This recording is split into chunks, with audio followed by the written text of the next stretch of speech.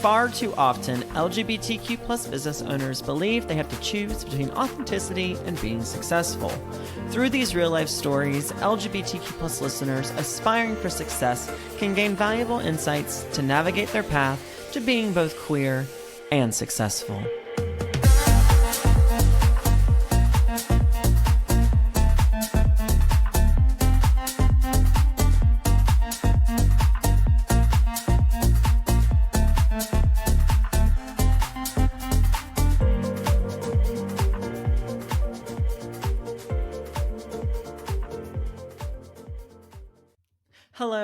Hello, everyone. It is me, Hunter J. McNair, your hostess with the mostest, back again for this week's episode of Queer and Successful.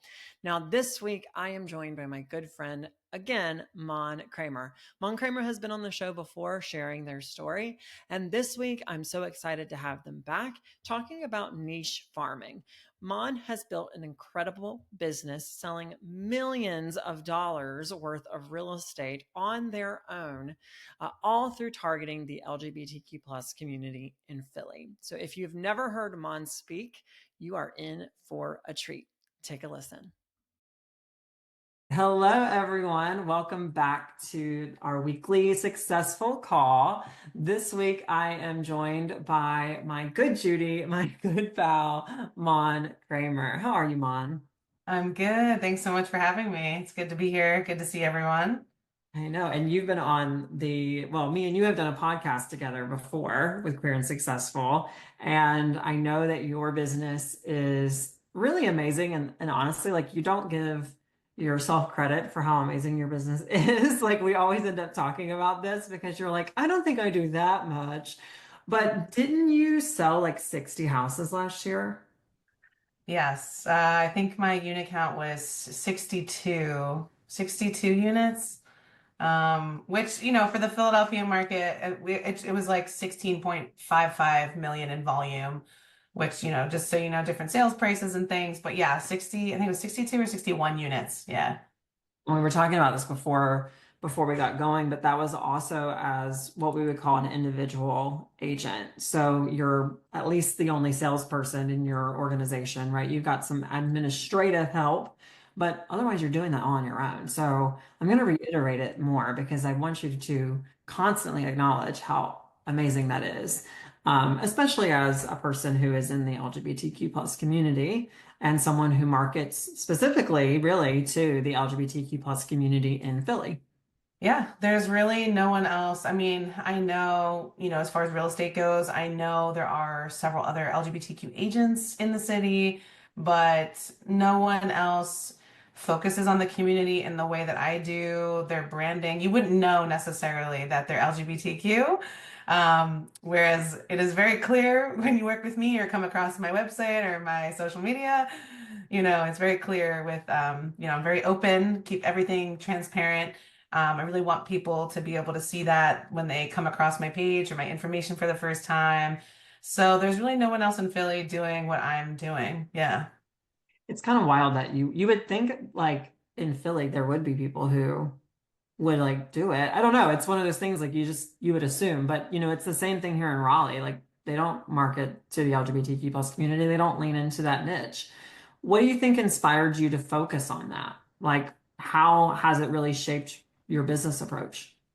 Yeah, I mean, I think just by being a member myself of the LGBTQ community and also like really, learning about the inequity in LGBTQ home ownership.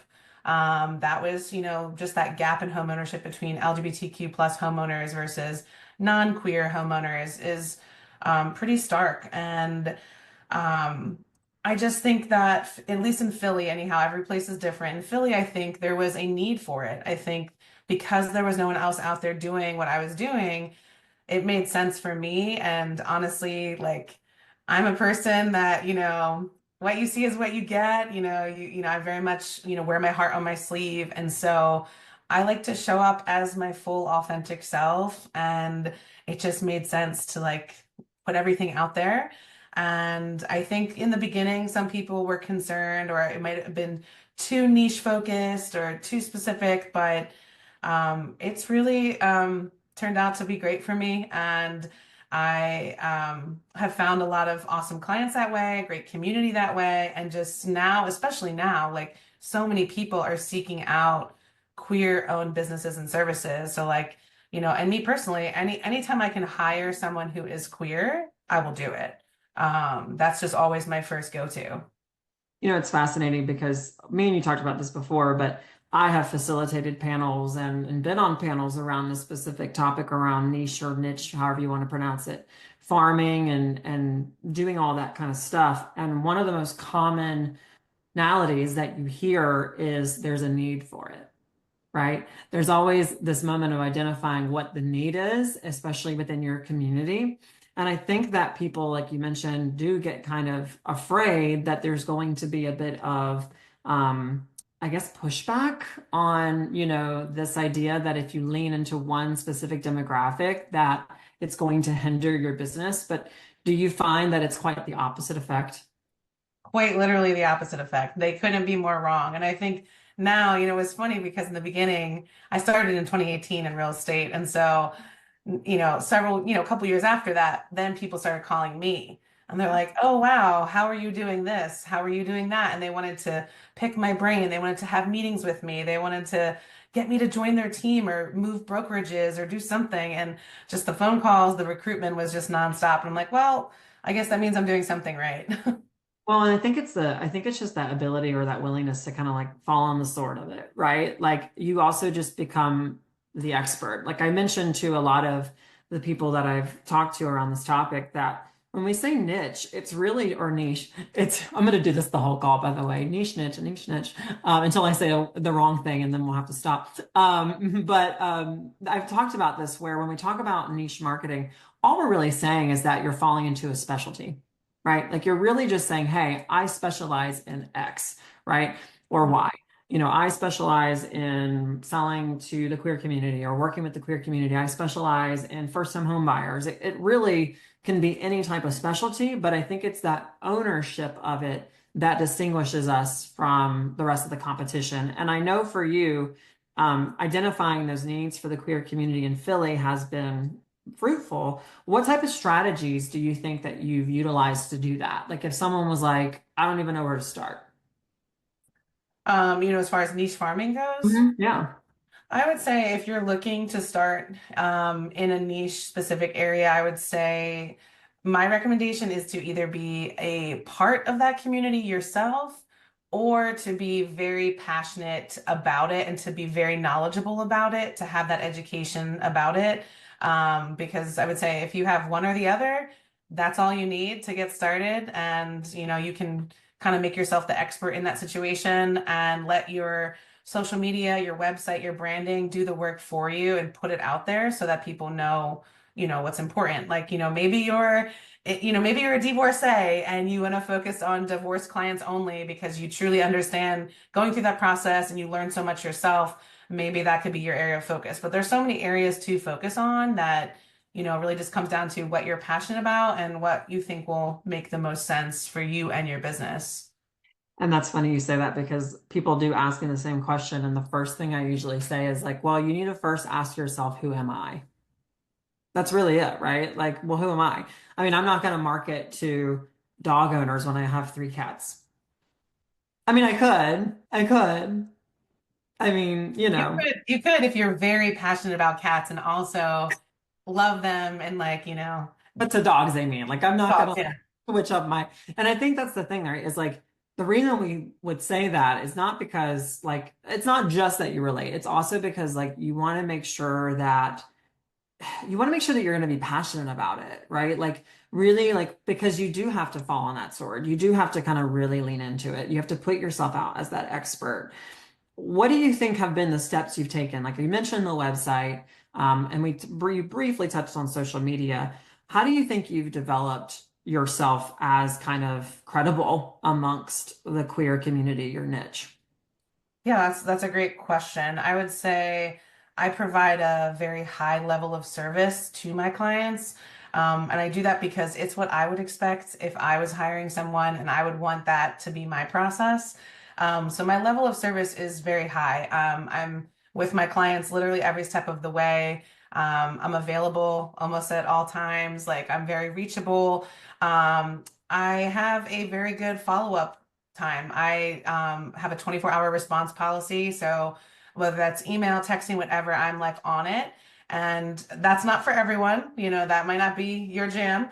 It Um, should be. It should be. but that is what I always strive for is a 24-hour response time. And honestly, just having a strong follow-up game is like so important in this. And so because I've, been doing this since 2018, now most of my leads are referrals, like word of mouth. Like Philly has a lot of different local Facebook groups. There's like Queer Exchange. That can be sometimes in other cities too. So there's Queer Exchange Philly. I'm often recommended in that group, all the different neighborhood groups. Anyone that's like queer or wants a queer affirming agent or anyone, I'm always like my name is always thrown out there. And then people click and they find like my Instagram or my website or they Google me and I'm always like right at the top when you Google like queer realtor Philadelphia. Um, and so I think just having it out there, I think just having like my Zillow reviews available, my Google reviews available, people can see it. So like I'm at the point where I think my reviews and my work speak for itself. Mhm. And, it's just coming down to like, are we the right fit together? And just, I've established that credibility and trust a while ago. And it is probably the most important thing for me, those two aspects, as well as my reputation. And I will protect it at all costs. It really matters to me. I care so much about my clients and their experience. If something goes wrong, I want to make it right. I really go above and beyond for everyone because that is what I would expect if I was in their shoes. Well, all you're saying is like just because you're farming to a specific niche, right? Just because you're marketing to a group of people who want to work with you doesn't mean that you don't still have to do a good job. Exactly. And I would argue even a better job uh, Yeah. because you are so specific, so niche. And also, there aren't that many queer realtors, like LGBTQ realtors in Philly. Like, probably I could count on my two hands, and that's about it. Um, That's surprising. That's so surprising to me because, like, I mean, I don't live in Atlanta, but from what I hear in Atlanta, you toss a rock and you hit a gay guy, right? So, I mean, it's funny to hear there's like no LGBTQ plus realtors there. I mean, when we're talking about niche farming in general, I think that you have to do a better job, really, because you're also kind of setting a precedent for like the people that you're targeting. Like because I fall on that same category of like this is who I want to service, this is the group of people that I market to. I also have to set the standard for like my own people in a weird way. Like, you know what I mean? It is kind of a heavy or burden, but I think that when you fall into it, I think you'd agree that it's a little bit more rewarding than otherwise. Hands down. I feel like every day when I wake up, I know that the work that I do is so meaningful and that I am making a difference in people's lives. I am making an impact in the way that I want to.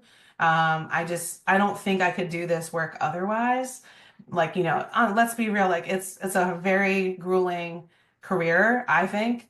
It's the hardest I've worked in any job, and I've worked many different jobs in my life, and it's the hardest I've ever worked, but it's totally the most rewarding. And it's just so great because the other bonus is that when you focus on your niche, you're basically building your own little community of people in your area.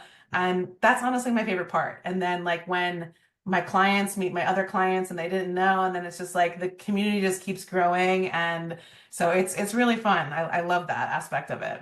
I think that's definitely a rewarding part is that kind of community building that you're doing without even intentionally doing that. Now, I know like for you, you utilize social media at a high level, right? I would argue that you utilize social media at a really high level. I don't think you would argue otherwise, but Move with Pride is your Instagram handle, right? So again, we were leaning straight into it. Well, straight, no pun intended, but we're leaning left into it with Move with Pride being your Instagram handle, right? So we're leading with that instantly. But you're not just doing it with a name, right? There's other things you're leveraging the platform for. What are some specific things that you're doing on like Instagram and Facebook that is targeting the demographic that you're looking for and that is converting leads? Great question. So I would say, so just so everyone knows, if we've never met, my background is in education, it's in academia.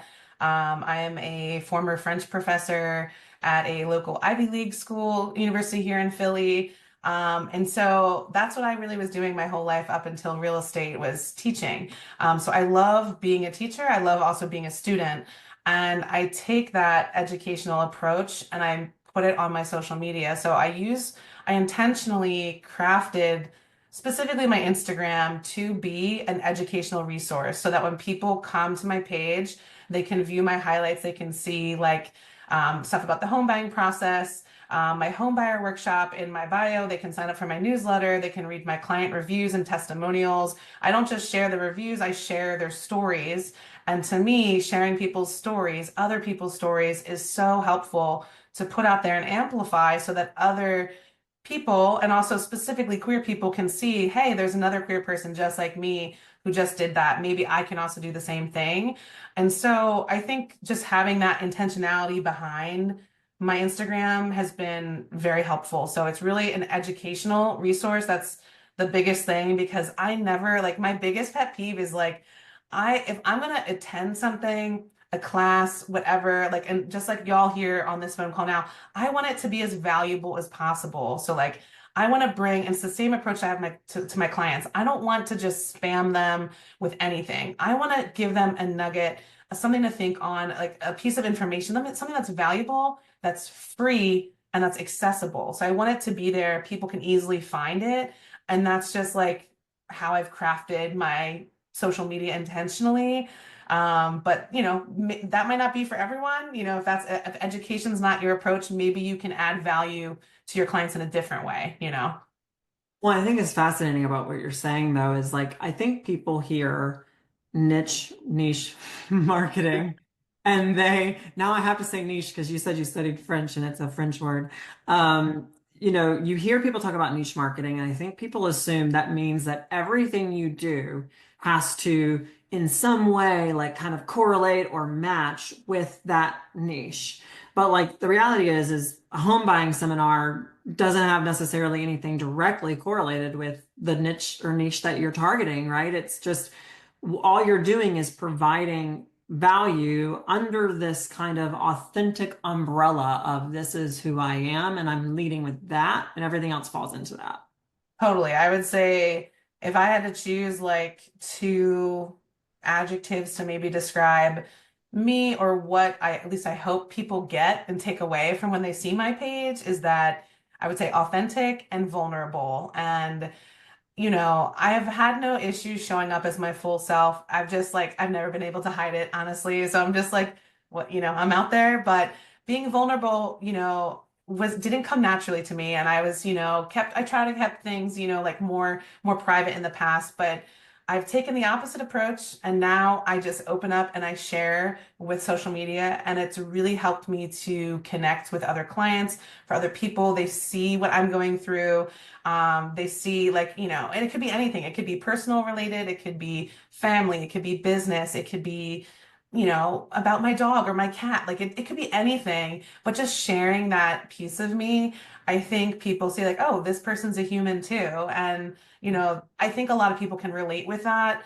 And it's something that to me was more acquired, like vulnerability and viewing it more as a strength, which, didn't come, like I said, naturally. But those are the two things I would say I hope that people can see and walk away with. And I think honestly, that's what, at least for my clients, I think they do see that. And I think that's what draws people in. Mm. Yeah, I think that's kind of a fascinating take on it. It's like when we're saying like niche farming and marketing, we're really just kind of saying lead with who you authentically are, and by doing so, you get to create more authentic experiences that people are attracted to. Yep.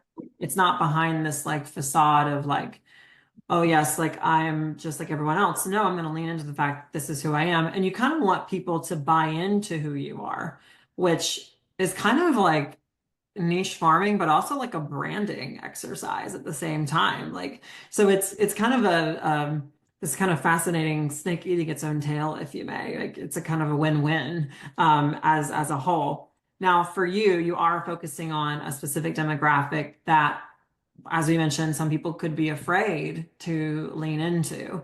And you know that I've been having this conversation since, for a long time with other queer business owners and leaning into focusing on authenticity and being out and proud in their businesses. Have there been any specific challenges that you have faced in this journey of being, the Move with Pride agent? I would say no specific challenges like that I've encountered in the past. I think it's important, like for me, and if anyone is to get into this type of niche in your area, it's really important to partner with vendors who have experience with LGBTQ plus folks or are passionate allies.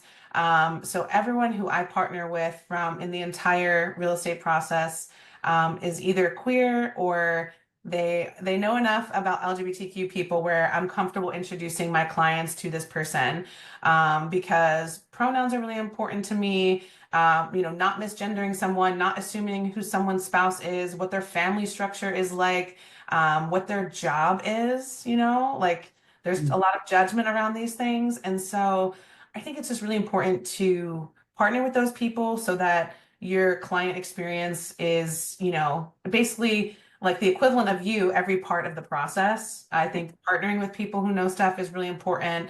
And I just think just having general knowledge that at least, in my case, in my lived experience and in Philadelphia, every city is different, but Philly is, I think we're the sixth largest city in the country. We are a majority Black city, and we are a union city. We're also the largest forest city in the country.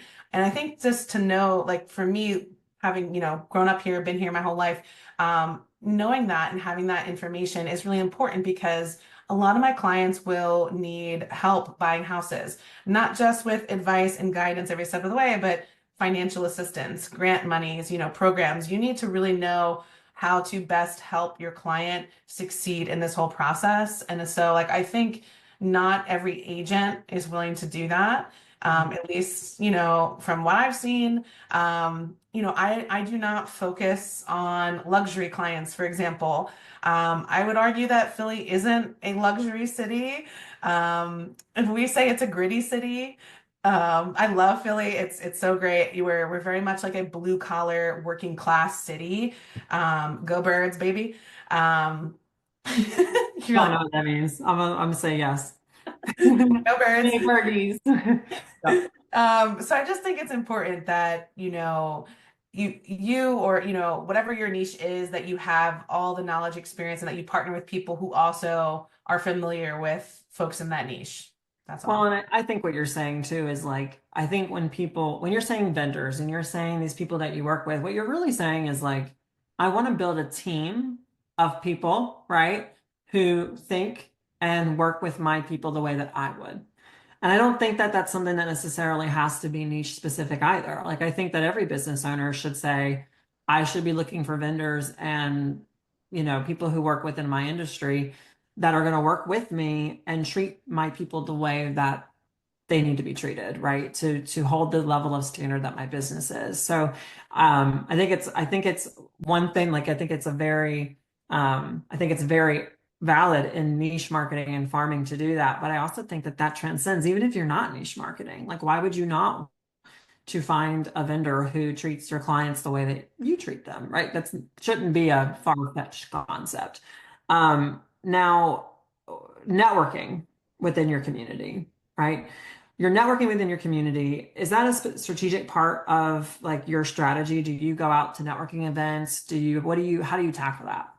So in the beginning, when I first got licensed, I was out at all the, queer mixing things, handing out business cards, meeting people, just like, chatting it up, I love to yap, we love a yapper.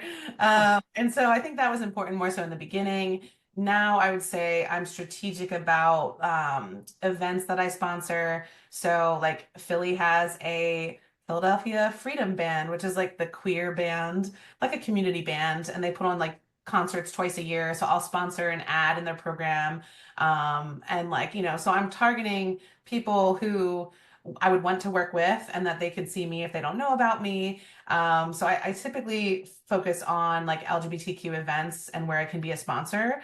Um, So I would say like, Philly has a really good community of queer events. There's tons of stuff always going on. So I don't have to hunt anything down. It's very easy for me to target that.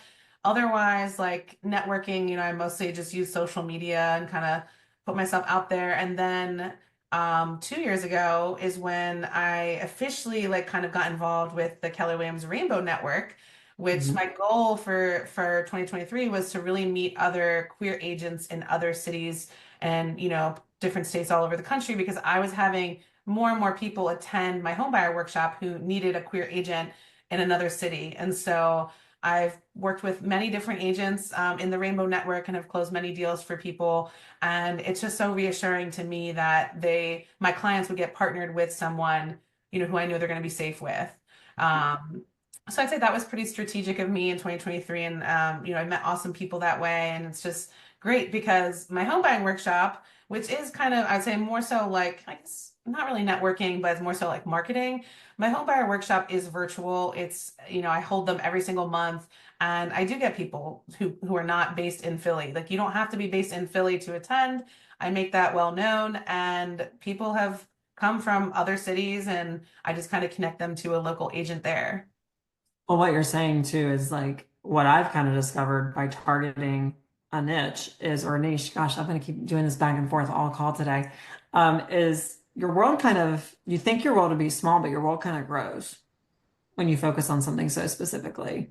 Yeah. Now, I want to touch on something that I should have, or someone has kind of asked, which was like, how did you go about finding your team of people? Like, how did you find your vendors that you knew were going to help people for you?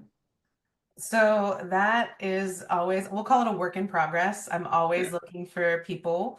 I partner with like one of the only queer lenders in the whole city, which is like wild to me that in Philadelphia there's only one lender. A gay guy, he's great. He is a part of the LGBTQ Real Estate Alliance with me. He's my vice president, and we partner, and he does the home buyer workshop with me every other month.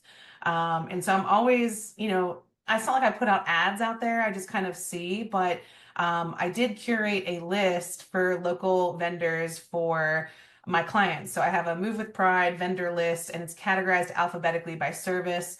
So not everyone on the list is a queer owned company, but these are companies and businesses that my clients have worked with and have felt safe with. And so I think it's important to note that as queer people, we do need to feel some sense of safety, especially when it comes to like, hey, I need a plumber and someone's coming into my house. Hey, we need to be able to trust the person coming into your house. And the people on my list, they're all vetted. And it's like a running Google document. And I'm always asking clients like, hey, how was your experience? Would you, recommend them again? And people love to tell me, they're like, hey, this is a queer owned so and so, queer owned this. And I'm adding them to the list because I always want to put that information out there, and I love supporting local business. Well, and that's the thing. It's like it's not easy, is what we should say, right? Like it's kind of that you almost have to network in the beginning, especially to find that list of people, because we're the exact same way, right? Like, I mean, my most preferred lender, or my three preferred lender, one might be LGBTQ plus, but one isn't, but their brother's gay. There's always some type of maybe adjacent relationship, but it does take that kind of intentional networking and asking questions to make sure that the people align with your values. Now, for people or business owners who are thinking about niche farming, what advice would you give them on identifying? And I think more because we kind of talked about that. What would you tell them as far as understanding their demographic? Like, do you think there's like any lessons you've learned along the way of like, oh, I probably should have done this way instead of this way when picking this? Let's see. I mean, Throwing you for a curveball on that one. I'm like, what are yeah, some things? I would say to just don't hesitate to put yourself out there.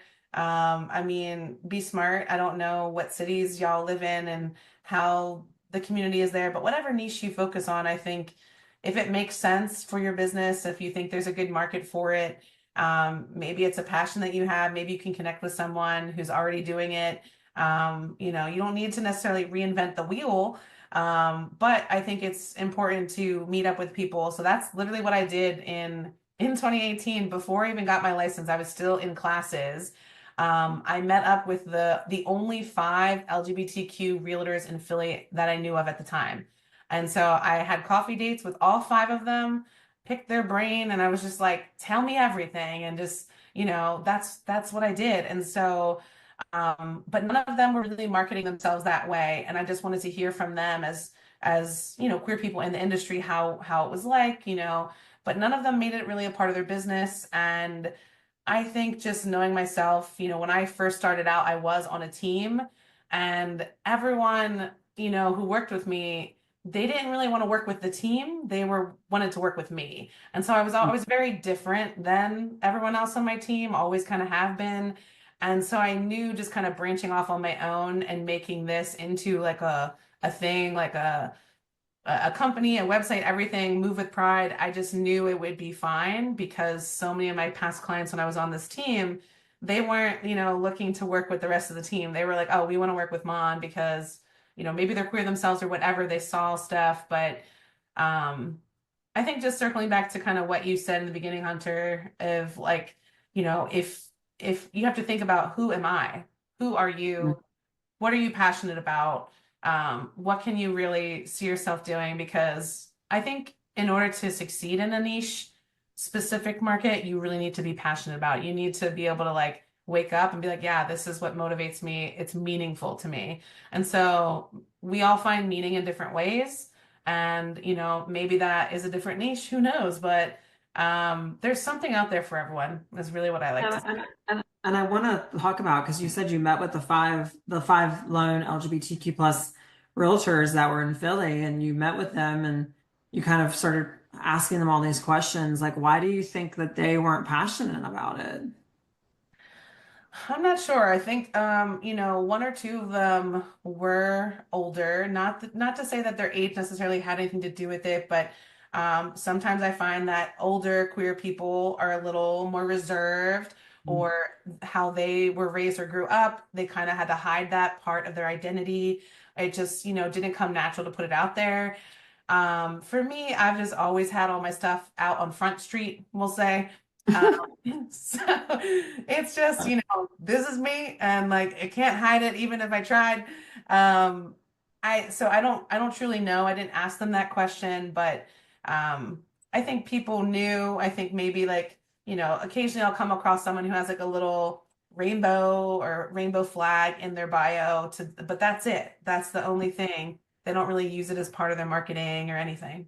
Well, I mean, because again, like we advertise ourselves as like this out and proud real estate team in the Triangle. We still actually advertise ourselves as the only out and proud real estate team in the Triangle. And I keep putting it out there and I keep saying it because I'm like, come at me, bro. Like, come fight me. Like, give me a challenge. Give me something to compete against. And no one ever does. But there's a lot more than five gay people in my market. But I find that they're just scared that they're going to lose business.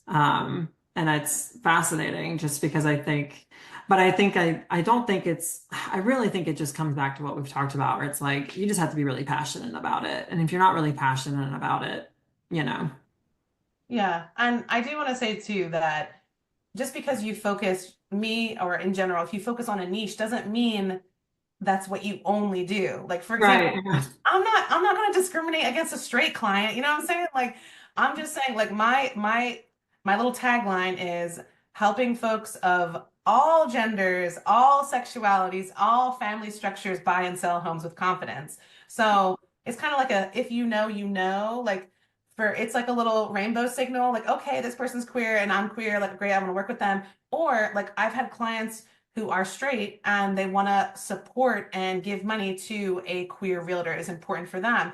Or I'll have, a client where maybe they pass in it looks like they're a straight couple and they're married, but they're both bisexual. And it was very important for their identities to be honored in that process and not for people to just assume like, oh, just because they pass as a straight couple, they aren't a straight couple, they are a queer couple.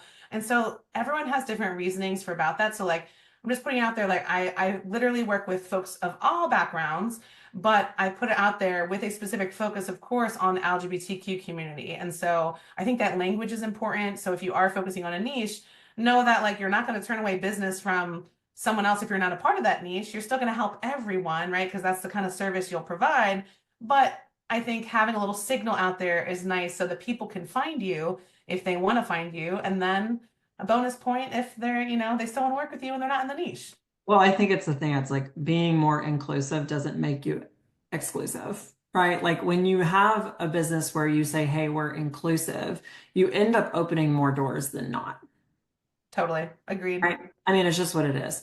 I mean, I always say, like, if our people are not a part of the LGBTQ plus community, they're allies and advocates because there is usually some form or fashion that they're passionate about what we're doing, or they're just drawn to what we're doing as like an overarching idea, right? Like, you could farm dog owners and still get cat owners who are passionate about animals, right? Like animal rights and things like that. It doesn't ever limit your potential. And I think we've said that. I think that's just what people think happens is that like, oh, I only work with LGBTQ plus people, but it's kind of quite the opposite. In an interesting way. It's really people falling in love with what you are and what you're doing and passionate about. Totally. And I think too, Hunter, that like you can have multiple niches too. I just want to say that too. Sure. I well, some people may not know this, but I'm vegan, which is, it's not like a huge part of my identity. Like I don't even realize I'm about to be vegan for 10 years in December.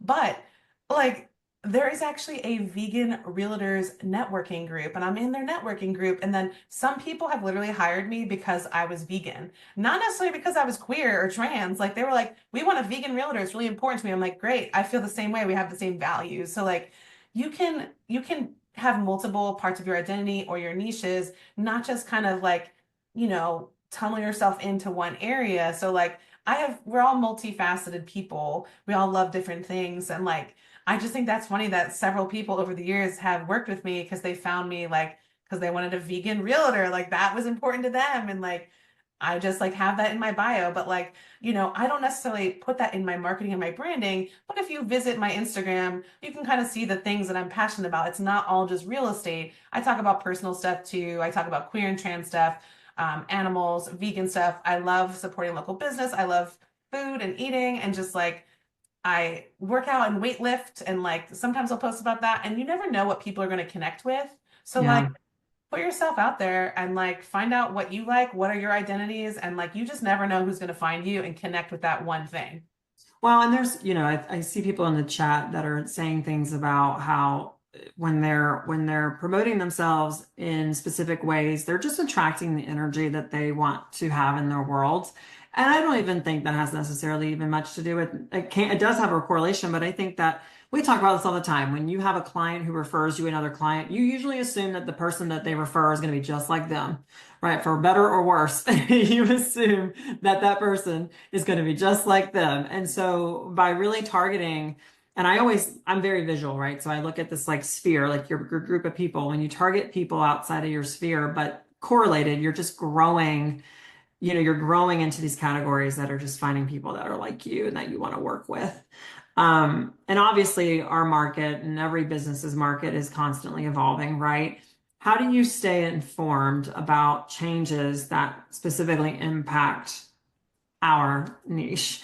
And how do you adapt your strategies? Or with right now, I mean, let's, say the elephant in the room, right? There's a lot of things happening within the queer space.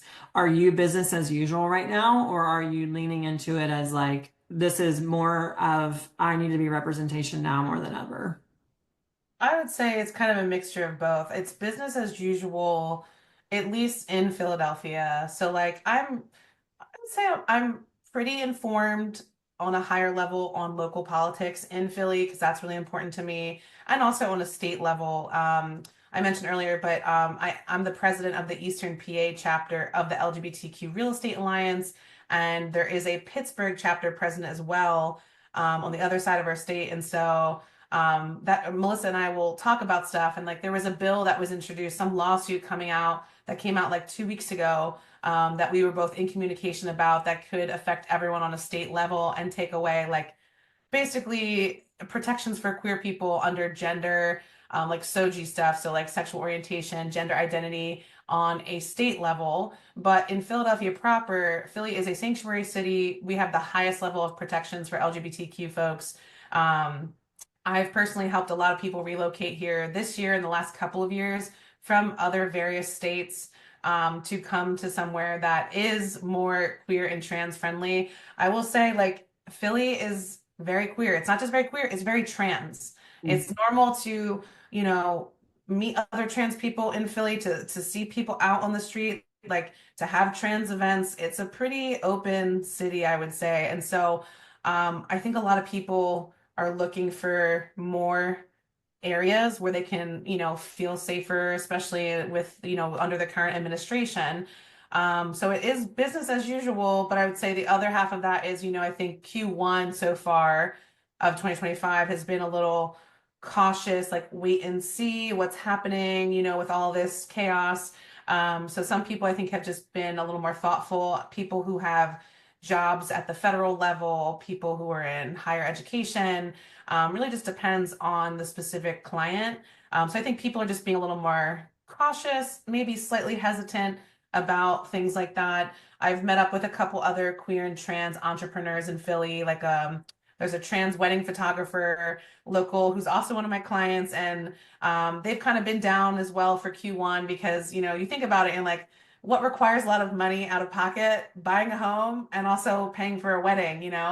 And so I think, it's normal to see some fluctuation in that, but I'm not worried. I don't find that like I'm calm about it, even if it is a down year, if it ends up being that way, I'm just gonna ride the wave because I'm very consistent with my approach. I'm still gonna show up. I'm still gonna host my workshops, provide the educational value that I do for the folks that need it. And that's all it is just being consistent. So like I would say mostly business as usual.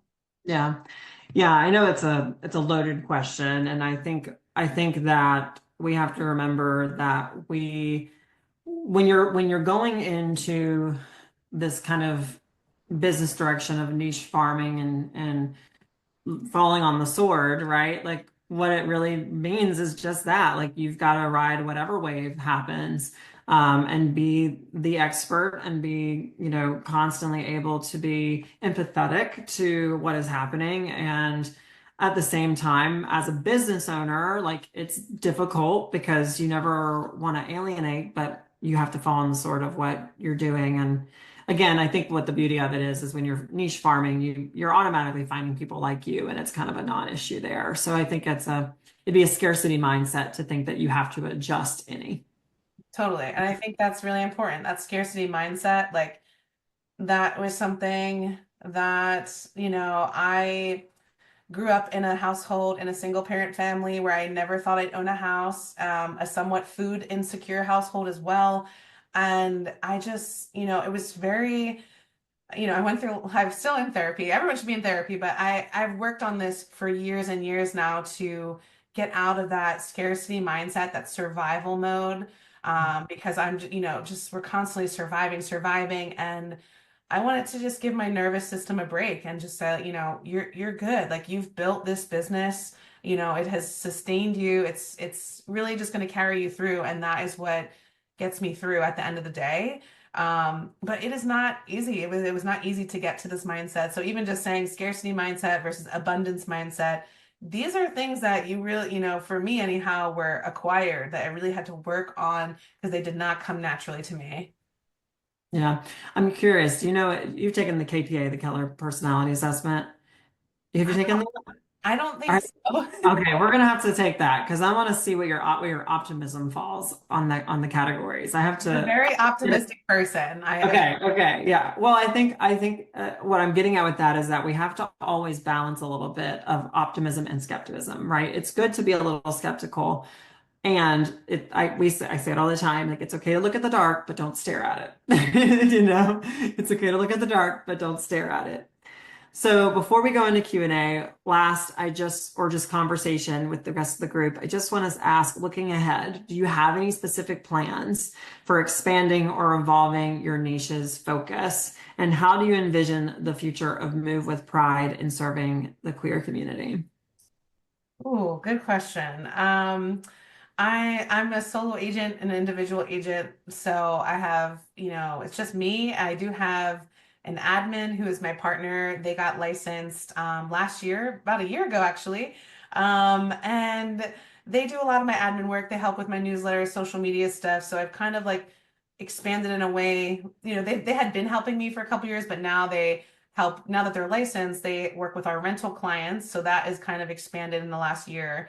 Also, I would say this is my first time I've hired a showing assistant, which is if I can't be in two places at once or, I can't make a certain showing, I'm already booked, I can get someone to go out and have that all set up. So, that I would say is as far as I've expanded.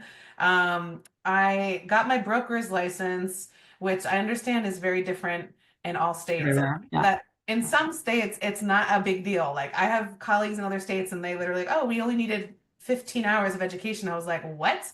Or 30 hours of education. Well, in Pennsylvania, it's a big deal. It's 240 hours of education.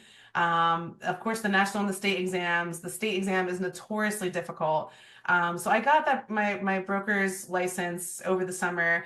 I'm not planning on doing anything with that. I'm just an associate broker now, but there are colleagues of mine in the area, other queer agents who are saying like, look, if you ever open up shop, I'm ready to Mm. come over. So I've thought about that, maybe opening up a Move with Pride brokerage, but like, if anything, that would be down the line. I don't even know if it's something I would want to do necessarily. Um, Wow. and so that would obviously be a way bigger undertaking, but for now, I'm just, I loved getting the education component of getting my broker's license. It sets you apart too from other people. I'm just like I love being a student of life, so like always be learning something, and I think that's so important for us, especially in this industry where, things are constantly changing. You want to have the most knowledge and information to be valuable to your clients. So. I love that. I think what I'm hearing is that you're gonna go back to those five clear agents that you interviewed back in 2018 and say, hey, do you want to join me? I love it. And I want you to remember that you are creating spaces for people to exist within them. So thank you. Awesome. Thank you, Mon. Thanks for listening today, friends. If you enjoyed this call, do not forget to join Queer and Successful, the community on Facebook, as well as register to participate in these calls live every Monday at 4 p.m. Eastern at successfulcall.com. See you next time. Bye.